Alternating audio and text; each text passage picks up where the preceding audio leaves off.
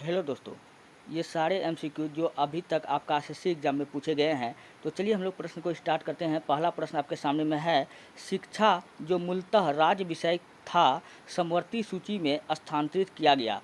शिक्षा को समवर्ती सूची में कब रखा गया, कब स्थानांतरित किया गया? आपसे ये क्वेश्चन पूछ रहा है। तो दोस्तों, शिक्षा को समवर्ती सूची में 42वां संविधान संशोधन 1976, 42वां संविधान संशोधन 1976 के द्वारा शिक्षा को समवर्ती सूची में रखा गया।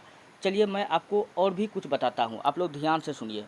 तो शिक्षा तो टोटल जो है सूची का अगर बात करें तो सूची टोटल 3 होता है। एक को कहते हैं केंद्र सूची, एक को कहते हैं केंद्र सूची, एक को कहते हैं केंद्र सूची, एक को कहते हैं राज्य सूची। केंद्र सूची, अगला को कहते हैं राज्य सूची, फिर कहते हैं समवर्ती सूची। समवर्ती सूची दोस्तों, जो केंद्र सूची होता है इस पर कानून केंद्र सरकार बनाता है। राज्य सूची पर कानून राज्य सरकार बनाता है। समवर्ती सूची पर कानून केंद्र और राज्य दोनों मिलकर बनाता है। अगर केंद्र और राज्य सरकार दोनों मिलकर बनाता है, दोनों में विवाद हो जाए तो अंतिम निर्णय केंद्र सरकार का होता है। तो इतना बात आप याद रख लीजिएगा। और हाँ, और मैं आपको बता दूं कि समवर्ती सूची में 42वां संविधान संशोधन 1976 के तहत पाँच चीज़ को जोड़ा गया। कितना? 5 चीज़ को। पहला तो अभी आपको बताया शिक्षा, एक हो गया, और वो 4 चीज़ बचल है। तो वो 4 और कौन कौन है? शिक्षा हो गया, माप तौल, क्या हो गया? माप तौल। फटाफट आप लोग कॉपी लीजिए, पेन लीजिए, लिखते चलिए। माप तौल या जनसंख्या नियंत्रण, जनसंख्या नियंत्रण या वन या वन्यजीव। तो ये सब जो है 42वां संविधान संशोधन 1976 के तहत 5 विषय को जोड़ा गया शिक्षा लगा करके। कब? 1976 में। ऑप्शन नंबर 2 क्या हो जाएगा? बिल्कुल राइट हो जाएगा। चलिए बढ़ते हैं नेक्स्ट प्रश्न। अगला प्रश्न आपके सामने में है, भारतीय संविधान में संशोधन का प्रावधान है। दोस्तों, भारतीय संविधान में संशोधन का प्रावधान किस अनुच्छेद में लिखा गया है? तो भारतीय संविधान के में संशोधन का प्रावधान अनुच्छेद 368 में है। क्या है? ऑप्शन नंबर 3 क्या हो जाएगा? बिल्कुल राइट हो जाएगा। चलिए थोड़ा सा आँख कान ध्यान इधर दीजिए। चलिए, अगर आपसे पूछ लिया जाएगा संविधान संशोधन का प्रावधान किस देश से लिया गया है, तो दक्षिण अफ्रीका। संविधान में संशोधन का प्रावधान किस देश से लिया गया है? दक्षिण अफ्रीका से लिया गया है। अच्छा, संविधान में संशोधन का अधिकार संविधान के किस भाग में है? तो भाग टोटल 22 गो है संविधान का, लेकिन भाग 3 का जो संबंध है किससे है? संविधान संशोधन से है। और किस अनुच्छेद में है? तो आर्टिकल 368। आर्टिकल 368 क्या बताता है? आर्टिकल 368 भारतीय संविधान में संशोधन का प्रावधान बताता है। चलिए बढ़ते हैं नेक्स्ट प्रश्न। अगला प्रश्न आपके सामने में है, भारत में पंचायती राज संस्थान अपने कोष मुख्यतः प्राप्त करते हैं। भारत में पंचायती राज संस्थान अपने कोष मुख्यतः प्राप्त करते हैं। कौन करते हैं?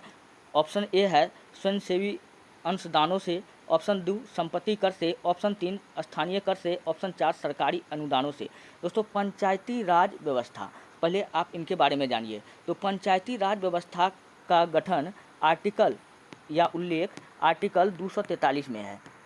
भारतीय संविधान में आर्टिकल 243 में क्या है? पंचायती राज व्यवस्था है। और भाग 9 का ए में, भाग 9 का ए या इसी को पढ़ा जाता है सब क्लोज ए। भाग 9 का ए भाग पूछेगा भारतीय संविधान के किस भाग में पंचायती राज का जिक्र है?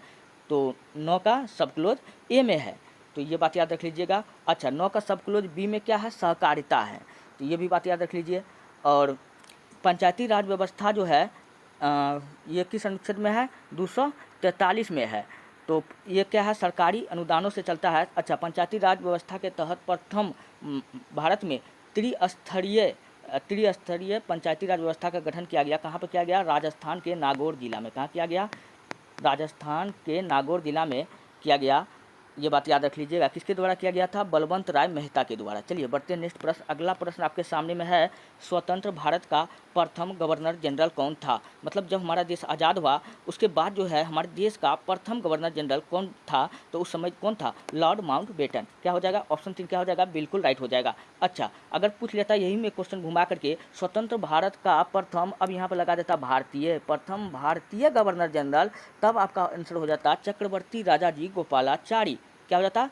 चक्रवर्ती राजाजी गोपालाचारी। और भी मैं आपको कुछ प्रश्न बताता हूँ। फिलहाल इसका ऑप्शन क्या हो जाएगा, 3 बिल्कुल राइट होगा। अगर आपसे पूछे बंगाल का अंतिम गवर्नर, तो वारेन हेस्टिंग्स। फिर पूछेगा 1833 के अधिनियम के तहत बंगाल के गवर्नर जनरल को भारत का गवर्नर जनरल बना दिया गया। ये भी बात याद रख लीजिएगा, किस अधिनियम के तहत बंगाल के गवर्नर जनरल को भारत का गवर्नर जनरल बना दिया गया, 1833। इस प्रकार बंगाल का जो अंतिम गवर्नर जनरल था वो कौन था, विलियम बेंटिक। और भारत का पूछेगा प्रथम गवर्नर जनरल कौन था, तो वो भी कौन था, विलियम बेंटिक था। चलिए बढ़ते हैं नेक्स्ट प्रश्न। अगला प्रश्न आपके सामने में है, भारत का संविधान अंगीकृत हुआ और अस्तित्व में आया। दोस्तों भारत का संविधान पूछ रहा है कि कब अंगीकृत किया गया और कब अस्तित्व में आया। हमको पता है कि संविधान जो है हमारा 26 नवंबर 1949 में क्या हुआ, बनकर तैयार हो गया था। लेकिन उसको लागू कब किया गया था, 26 जनवरी 1950 में। अच्छा, अंगीकृत कब किया गया था, 26 जनवरी 1949 में। लेकिन लागू कब हो गया था, 1950 में। तो ऑप्शन देखिए ऐसा कौन कौन दिख रहा है, 15 अगस्त 1947। और ऑप्शन को हम लोग देखते हैं, हाँ यहाँ तो 26 जनवरी है लेकिन 48 है, तो ये गलत है। तो एक यही ऑप्शन क्या है, सही है, 26 नवंबर 1949। ऑप्शन नंबर 5 क्या हो जाएगा, बिल्कुल राइट हो जाएगा। अच्छा, संविधान तो बनकर तैयार हो गया, अब कहेगा संविधान बनाने में टोटल खर्च कितना हुआ था, तो आप याद रख लीजिएगा 6 3 9 होता है। 6 3 कितना होता है, 9 होता है। 9 का क्यू कीजिए तो 9 नमा 81 नमा 729 कितना होता है, 729। बीच में आप 6 डाल दीजिए, ये हो जाएगा 63,96,729 रुपया। तो टोटल खर्च कितना हो जाएगा, तो भारतीय संविधान बनाने में टोटल खर्च कितना हुआ, 63,96,729 रुपया खर्च हुआ था उस समय। चलिए बढ़ते हैं नेक्स्ट प्रश्न। अगला प्रश्न आपके सामने में है, भारत के संविधान को किसने अंगीकृत किया था। दोस्तों भारत के संविधान को जो अंगीकृत किया था, किसने किया था, तो अगर आपसे पूछ लिया जाए कि भारत के संविधान को किस देश के संविधान से लिया गया है, दोस्तों भारत का संविधान टोटल 60 देश से लिया गया है। कितने देश से लिया गया है, 60 देश से लिया गया है। और इसको अंगीकृत करने का काम जो कौन किया था, संविधान सभा ने किया था। कौन किया था, संविधान सभा में भारत की जनता के। अच्छा, जब ये ऑप्शन में नहीं होता तो भारत की जनता, तब ये ऑप्शन बिल्कुल 1 नंबर का सही होता, लेकिन ये दिया है तो इसलिए इससे अच्छा ऑप्शन कौन है, ऑप्शन 3 है। तो ऑप्शन 3 क्या हो जाएगा, बिल्कुल राइट हो जाएगा। चलिए बढ़ते हैं नेक्स्ट प्रश्न। अगला प्रश्न आपके सामने में है, संविधान बनाने में संविधान सभा ने समय लिया, कितना वर्ष का समय लिया संविधान को बनाने में संविधान सभा ने। हमको पता 2 वर्ष 11 महीना 18 दिन का समय लगा। कितना लगा, 2 वर्ष 11 महीना 18 दिन का समय लगा संविधान बनाने में। चलिए बढ़ते हैं नेक्स्ट प्रश्न की ओर। अगला प्रश्न आपके सामने में है, संविधान के अनुच्छेद 352 के अंतर्गत आपातकाल में भी कौन सा मौलिक अधिकार निलंबित नहीं किया जा सकता है। तो आपातकाल जो लगता है किस अनुच्छेद के अंतर्गत लगता है, तो अनुच्छेद 352 कहता है, अनुच्छेद 352 का संबंध किससे है, आपातकाल से है। अच्छा, आपातकाल के समय में क्या होता है कि आप प्रत्येक व्यक्ति को दिया जाता है मूल अधिकार, लेकिन मूल अधिकार में 2 ऐसा है, आर्टिकल 20 और आर्टिकल 21। आर्टिकल 20 और 21 है प्राण एवं दैहिक की स्वतंत्रता। तो इसमें जो है प्राण एवं दैहिक की स्वतंत्रता, जीवन जीने का अधिकार जो है आर्टिकल 20-21 में है। तो यही 2 जो है कभी नहीं समाप्त किया जा सकता है। तो इसलिए ऐसा ऑप्शन खोजिए कहाँ मिल रहा है, तो ऐसा ऑप्शन नंबर, हाँ, जीवन जीने का अधिकार है ऑप्शन 3 में। तो ऑप्शन 3 क्या हो जाएगा, बिल्कुल राइट हो जाएगा। अब मैं आपको कुछ और भी चीज़ बताता हूँ। चलिए, हाँ, आपातकाल का प्रावधान अनुच्छेद 352, अब मैंने सोल्व करवा दिया। इसका आंसर क्या होने वाला था, 3 होने वाला था। आपातकाल का प्रावधान किस अनुच्छेद में है, 352 में है। अच्छा, समानता का अधिकार पूछेगा किस अनुच्छेद में है, अनुच्छेद 14 से 18। अनुच्छेद 14 से 18 क्या बताता है, समानता का अधिकार। अच्छा, जीवन जीने का अधिकार पूछेगा किस आर्टिकल में है, तो ये दोस्तों अनुच्छेद 21 में है। किस में है, अनुच्छेद 21 में है। संवैधानिक उपचारों का अधिकार पूछेगा किस में है, तो आर्टिकल 32 में है। किस में है, आर्टिकल 32 में है। अच्छा, आर्टिकल 32 को संविधान का आत्मा कहा गया है। यह बात किसने कहा था, भीमराव अंबेडकर ने कहा था। तो यहाँ पर ऑप्शन नंबर 3 क्या था, बिल्कुल राइट था। और इतना मैंने आपको बताया। और जब चलिए, और अगर आपसे कुछ क्वेश्चन और पूछे कि आपातकाल के दौरान आर्टिकल 20 और 21 को दोस्तों कभी भी नहीं समाप्त किया जा सकता है। आपातकाल का जो कॉन्सेप्ट है कहाँ से लिया गया है, यह जर्मनी के संविधान से लिया गया है। आपातकाल का कॉन्सेप्ट कहाँ से लिया गया है, जर्मनी के संविधान से लिया गया है। अगर बात करें मौलिक अधिकार का, तो मौलिक अधिकार जो है यूएसए यानी अमेरिका के संविधान से लिया गया है। और आर्टिकल 12 से 35 मौलिक अधिकार का जिक्र करता है। 12 से 35 जो है मौलिक अधिकार का जिक्र करता है, जबकि भाग 4 भारतीय संविधान का भाग 4 जो है किसका उल्लेख करता है, ये भी मौलिक अधिकार की बात करता है। और मौलिक अधिकार को भारतीय संविधान का, दोस्तों एक प्रश्न है, मौलिक अधिकार को भारतीय संविधान का मैग्ना कार्टा कहा जाता है। क्या कहा जाता है? मैग्ना कार्टा कहा जाता है। अच्छा, अगर पूछेगा भारत का पहला संविधान कौन था, तब आपको बताना है नेहरू रिपोर्ट। क्या बताना है? नेहरू रिपोर्ट, जो 1929 में आया था। चलिए बढ़ते हैं नेक्स्ट प्रश्न। अगला प्रश्न आपके सामने में है, मौलिक अधिकार किस प्रकार निलंबित किए जा सकते हैं। दोस्तों मौलिक अधिकार को जो है तो सब कहाँ कब निलंबित किया जाता है? आपातकाल के समय। लेकिन आर्टिकल 20 और 21 को छोड़कर बाद बाकी सब अधिकार आपका छीन लिया जाता है, सिर्फ आर्टिकल 20 और 21 ही जिंदा रहता है। तो देखिए कौन कौन है। तो ऑप्शन, यदि सांसद की 2/3 बहुमत से के नियम बनाती है। ऑप्शन 2 में है, यदि सर्वोच्च न्यायालय इसके लिए आदेश करता है। तीसरा है, यदि राष्ट्रीय आपातकाल के समय राष्ट्रपति इस हेतु आदेश जारी करता है, इनका निलंबन कभी नहीं हो सकता है। तो हाँ, ये इसका ऑप्शन नंबर 3 क्या हो जाएगा? बिल्कुल राइट हो जाएगा। आपातकाल के समय राष्ट्रपति क्या करता है, जब आदेश जारी करता है तब आपका क्या होता है, मौलिक अधिकार समाप्त हो जाता है। लेकिन याद रख लीजिएगा, आर्टिकल 20 और 21 नहीं समाप्त होता है। 20 और 21, आर्टिकल 20 और 21 अभी भी मैंने आपको बताया, जीवन जीने का अधिकार, प्राण एवं दैहिक स्वतंत्रता का अधिकार जो है ये कभी भी खत्म नहीं होता है। चलिए बढ़ते हैं नेक्स्ट प्रश्न। अगला प्रश्न आपके सामने में है, कौन लोकसभा को इसकी अवधि समाप्त होने के पूर्व भंग कर सकता है? लोकसभा को भंग करने का ताकत समय से पहले किसको है? दोस्तों लोकसभा का पहले बात आप जानिए, लोकसभा का जो उल्लेख है आर्टिकल 81 में है। किसमें है? तो आर्टिकल 81 में है। लोकसभा का उल्लेख किसमें है? आर्टिकल 81 में है। और राज्यसभा का जो उल्लेख किसमें है? तो आर्टिकल 79 में है। आर्टिकल 79 में क्या हो गया? राज्यसभा। और 80 में पूछेगा क्या है? तो 80 में है राज्यसभा। 80 में क्या है? राज्यसभा है। चलिए, और लोकसभा को हम लोग किस नाम से जानते हैं? तो लोकसभा को हम लोग निम्न सभा क्या कहते हैं? निम्न सभा भी कहते हैं, या इसको जनता का सदन कहते हैं। क्या कहते हैं? जनता का सदन भी कहते हैं, या इसको अस्थाई सदन कहते हैं। क्या कहते हैं? अस्थाई सदन कहते हैं, या इसको हम लोग मूर्खों का सदन कहते हैं। क्या कहते हैं? मूर्खों का सदन कहते हैं। और लोकसभा का जो कार्यकाल होता है कितना वर्ष का होता है? 5 वर्ष का होता है। कितना वर्ष का होता है? 5 वर्ष का होता है। अच्छा, लोकसभा को भंग कौन कर सकता है? यही क्वेश्चन आपसे पूछ रहा है। तो लोकसभा को भंग कर सकता है राष्ट्रपति। कौन करता है? लोकसभा को भंग करता है दोस्तों राष्ट्रपति। कौन करता है? राष्ट्रपति करता है। राष्ट्रपति किस अनुच्छेद के तहत भंग करता है? तो गर्दा उड़ा दीजिए आप एक एक प्रश्न को। आर्टिकल 85 के तहत जो है दोस्तों क्या करता है? राष्ट्रपति जो है भंग कर देता है। आर्टिकल कितना? 85 याद रख लीजिएगा, इसके तहत भंग करता है। चलिए बढ़ते हैं नेक्स्ट प्रश्न। अगला प्रश्न आपके सामने में है, राज्यसभा किसके द्वारा भंग किया जा सकता है? दोस्तों राज्यसभा जो है किसके द्वारा भंग किया जाता है? दोस्तों ये राष्ट्रपति के द्वारा भंग किया जाता है। ऑप्शन नंबर 2 क्या हो जाएगा? बिल्कुल राइट होगा। चलिए मैं आज आपको कुछ डिस्कशन मैं करता हूँ इस प्रश्न का। अगर पूछे कि राज्यसभा, आपसे पूछेगा राज्यसभा का उल्लेख किस आर्टिकल में है? तो राज्यसभा का उल्लेख आर्टिकल 80 में है। किसमें है? आर्टिकल 80 में है। लोकसभा पूछेगा कितना में है? तो एक और बढ़ जाइए, लोकसभा कितना में हो जाएगा? आर्टिकल 81 में है ना।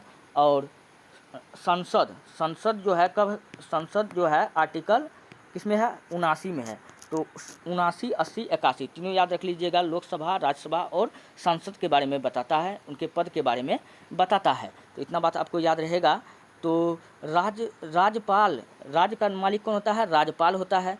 तो राज्यसभा किसके द्वारा भंग किया जाता है? तो राष्ट्रपति के द्वारा भंग किया जाता है। और राज्यपाल की नियुक्ति पूछेगा कौन करता है? तो दोस्तों राज्यपाल का जो नियुक्ति है कौन करता है? राष्ट्रपति करता है। राष्ट्रपति किसका नियुक्ति करता है? राज्यपाल का नियुक्ति करता है। और राज्यपाल किसने कहा था? राज्यपाल सोने के पिंजरे में बंद एक तोते के समान है। राज्यपाल का जो पद है, राज्यपाल का पद सोने के पिंजरे में बंद एक तोते के समान है। दोस्तों पूछेगा कि यह कथन किसका है? यह कथन सरोजिनी नायडू का है। किसका है? सरोजिनी नायडू का है। और भारत का जो राज्यपाल होता है उनका वेतन कितना होता है, तो 3.5 लाख। कितना होता है, 3.5 लाख होता है। दोस्तों इनका कार्यकाल पूछे तो भारत के राज्यपाल का जो कार्यकाल होता है, इनका कार्यकाल फिक्स नहीं होता है। कार्यकाल क्या होता है, इनका फिक्स नहीं होता है। इसको जब चाहे तब चाहे राष्ट्रपति इसको हटा सकता है, यानी राष्ट्रपति के प्रसाद पर्यंत यह यह रहता है, पद में रहता है। दोस्तों ये रहा आज का कुछ प्रश्न। अगर आपको वीडियो अच्छा लगता है, हेल्पफुल लगता है, तब आप हमारे चैनल को सब्सक्राइब कीजिए, वीडियो को लाइक कीजिए, जितना हो सके अपने दोस्तों में भेजिए। अगर आपको वीडियो संबंधित पीडीएफ चाहिए तो आप जाइए हमारे टेलीग्राम चैनल पर, वहाँ पर आप इतिहास की दुनिया 99 लिख करके वीडियो का पीडीएफ प्राप्त कर सकते हैं। मिलते हैं नेक्स्ट वीडियो में, धन्यवाद।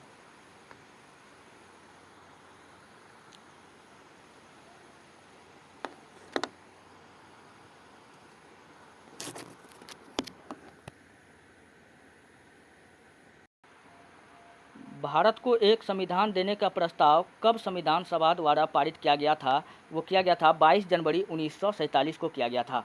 नेक्स्ट प्रश्न है, संविधान निर्मात्री सभा में झंडा समिति के अध्यक्ष कौन थे? डॉक्टर राजेंद्र प्रसाद। अच्छा, डॉक्टर राजेंद्र प्रसाद जो थे ये संविधान सभा का अस्थायी सदस्य था। क्या था?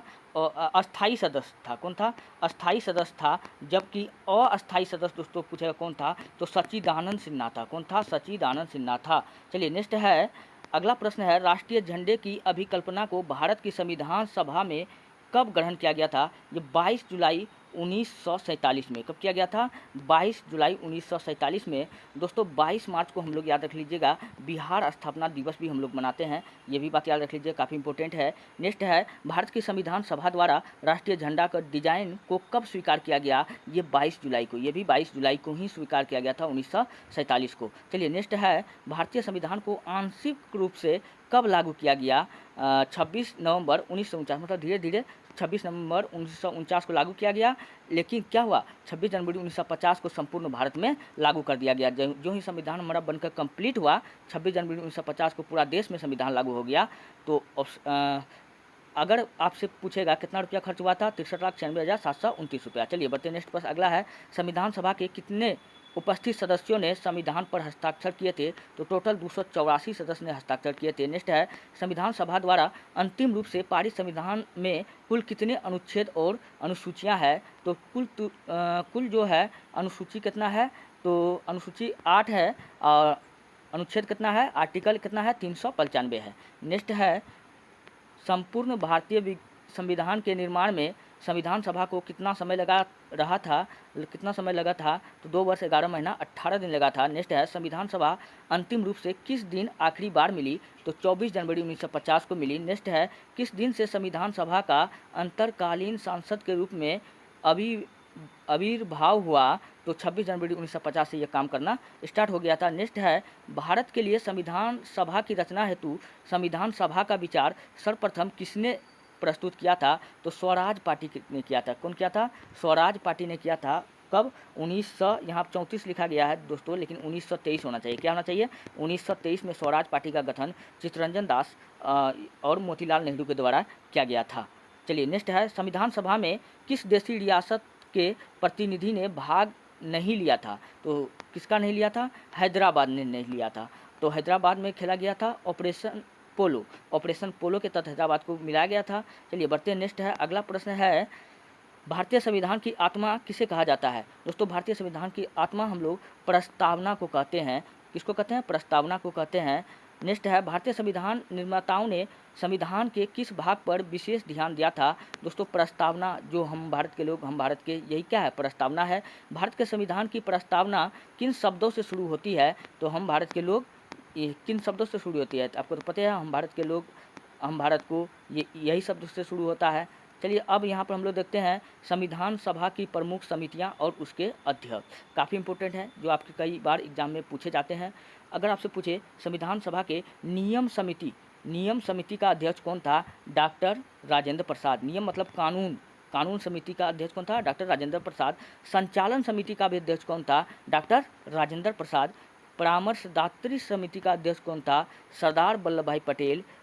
कौन था? सरदार वल्लभ भाई पटेल। अच्छा, प्रांतीय संविधान समिति का गठन प्रांतीय संविधान समिति का अध्यक्ष कौन था? तो सरदार वल्लभ भाई पटेल था। नेक्स्ट है, केंद्रीय अधिकार समिति का गठन केंद्रीय अधिकार समिति का अध्यक्ष कौन था? तो केंद्रीय अधिकार समिति का जो अध्यक्ष था कौन था? पंडित जवाहरलाल नेहरू था। हाँ, केंद्रीय संविधान समिति एवं राज्य समिति का अध्यक्ष पूछेगा कौन था? तो पंडित जवाहरलाल नेहरू था। फिर आपसे पूछ लिया जाएगा प्रारूप समिति, ये काफ़ी इंपॉर्टेंट है। प्रारूप समिति का अध्यक्ष कौन था? बाबा साहेब भीमराव अंबेडकर था। झंडा समिति का अध्यक्ष कौन था? जे.बी. कृपलानी। कौन था? जे.बी. कृपलानी। मौलिक अधिकार समिति का अध्यक्ष कौन? जे.बी. कृपलानी। जे.बी. कृपलानी। अल्पसंख्यक उप समिति का अध्यक्ष कौन? एच.सी. मुखर्जी। कौन था? एच.सी. मुखर्जी। दोस्तों ये रहा आज के कुछ प्रश्न। अगर आपको वीडियो अच्छा लगता है, हेल्पफुल लगता है, हमारे चैनल को सब्सक्राइब कीजिए, वीडियो को लाइक कीजिए। मिलते हैं नेक्स्ट वीडियो में। धन्यवाद। PDF चाहिए जाइए हमारे टेलीग्राम चैनल पर, वहाँ पर इतिहास दुनिया 99 लिख करके सर्च कीजिए।